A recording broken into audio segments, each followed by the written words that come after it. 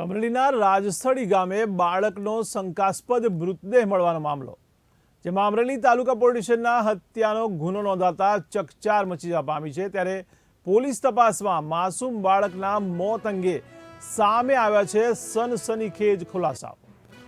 ત્યારે સગી દાદીએ બચકા ભરી મૂઢ માર મારતા 1 વર્ષીય માસૂમનું થયું હતું મોત। ત્યારે માસૂમ અલી રડતો હોય કોઈ રીતે શાંત ન થતા દાદીએ બચકા ભર્યા અને માર માર્યો હતો। ત્યારે ભાવનગર ફોરેન્સિક લેબના રિપોર્ટમાં માર માર્યાને કારણે બાળકનું મોત થયાનું સામે આવ્યું છે। ત્યારે ઘટનાની ગંભીરતા દાખવી પોલીસે જાતે જ ફરિયાદી બનીને ગુનો દાખલ કર્યો હતો। ત્યારે માસૂમને મારનાર આરોપી દાદી ફુલસનબેન સૈયદની પોલીસે ધરપકડ કરી છે। તો મહત્વના સમાચાર અમરેલીથી કહી શકાય। ત્યારે અમરેલીમાં રાજસ્થળી ગામે બાળકનો શંકાસ્પદ મૃતદેહ મળવાનો મામલો, જેમાં અમરેલી તાલુકા પોલીસ સ્ટેશનમાં હત્યાનો ગુનો નોંધાતા ચકચાર મચી છે।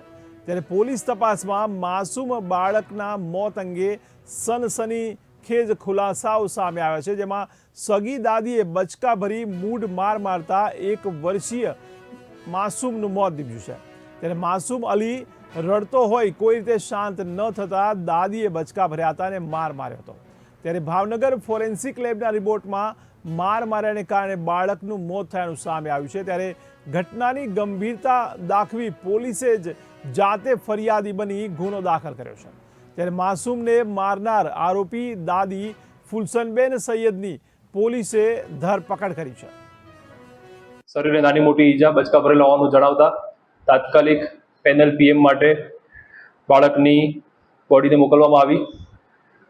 અકસ્માત મોત દાખલ કરેલ એ તપાસ દરમિયાન હકીકત જાહેર થયેલ મરણ જનાર બાળક અને એની બેન બંને જણા પોતાની દાદી સાથે ફુલસનબેન હુસેનભાઈ સૈયદ સાથે રૂમમાં રમતા હતા, સૂતા હતા। એ દરમિયાન સાંજે 4:30-5 વાગ્યાના અરસામાં બાળક ખૂબ જોરથી રડતું હતું, જેને શાંત કરવાનો કુસુમબેને પ્રયત્ન કર્યો। તેમ છતાં એ રડવાનું બંધ નહીં કરતા કુસુમબેનને ગુસ્સો આવી ગયેલો અને કુલસનબેને અલી રજાકના ગાલ પર, આંખ પર, કપાળના, હાથ પગે બચકા ભરેલ તેમજ મોઢાના ભાગે અને હાથ પગના ભાગે લાપટ ઝાપટ કરેલ, મૂઢ માર મારેલ અને ત્યારબાદ બાળક મરી ગયેલ।